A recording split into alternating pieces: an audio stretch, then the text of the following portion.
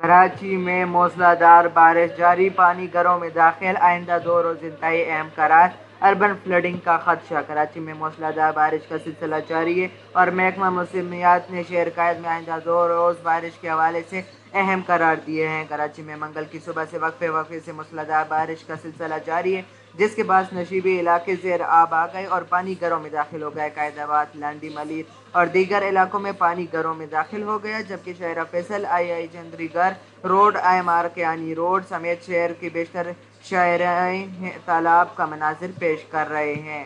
موسمیاتی تجزیہ کار جواد میمن کا کہنا ہے کہ شہر کے اوپر مزید بادل بن رہے ہیں، جس سے شہر میں مزید بارش ہوگی۔